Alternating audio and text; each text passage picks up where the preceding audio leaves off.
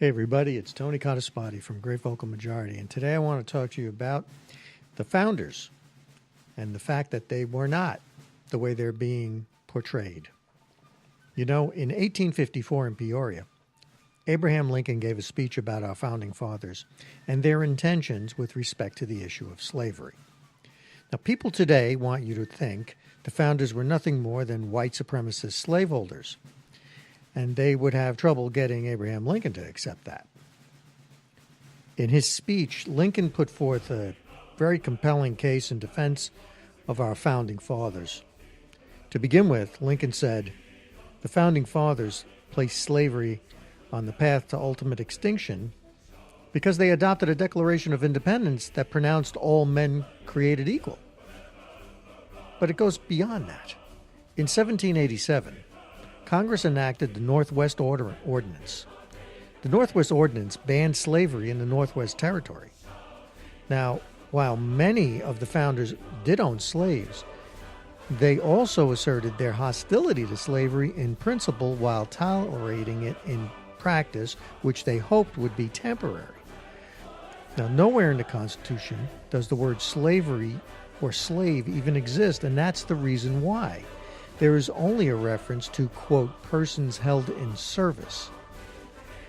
As Lincoln said, quote, "Thus it was hid away in the Constitution just as an afflicted man hides a cancer which dare not be cut out at once lest he bleed to death, with the promise, nevertheless, that the cutting may begin at the end of some given time."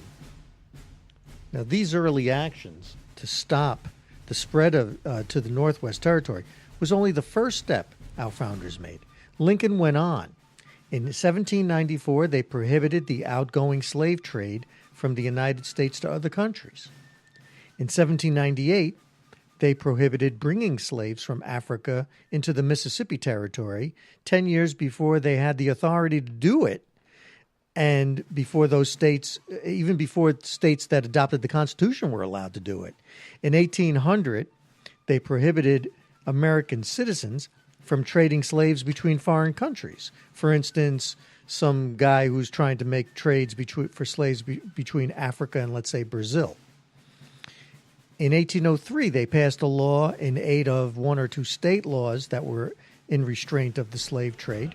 In 1807, as Lincoln says here, in apparent hot haste, they passed the law nearly a year in advance to take effect the first day of 1808, the very first day the Constitution would permit, prohibiting the African slave trade by heavy pecuniary and corporal penalties.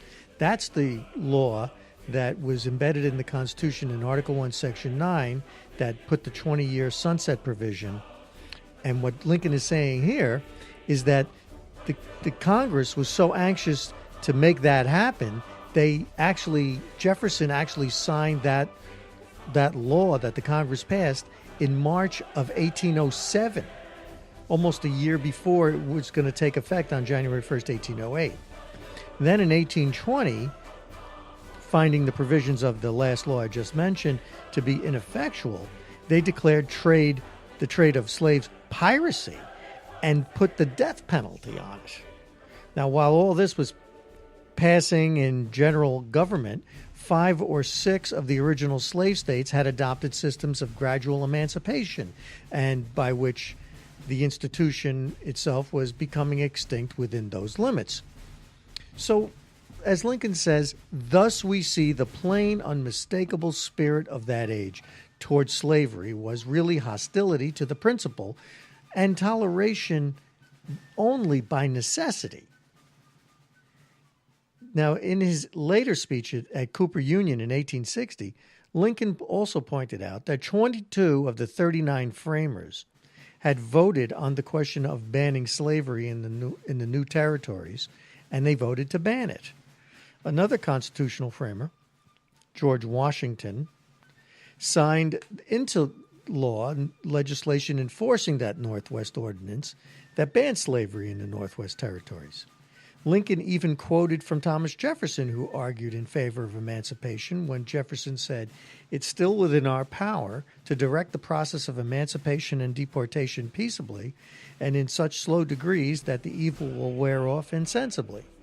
Now, what Jefferson was saying about deportation is that at the time, because so many of the slaves were intentionally kept unable to read or write, there would be no way, if they were emancipated, that they would be able to fend for themselves economically in the new country. So there was a movement to probably send them back to the countries from which they were taken. But of course, that never happened. But here's the total point of this. Don't let anyone tell you our founders and framers were not great men. And don't let them belittle or demean them. Tell them the truth. Tell them what I just told you here in this quick audio. Thanks very much, folks. Take care. And please subscribe to the YouTube channel.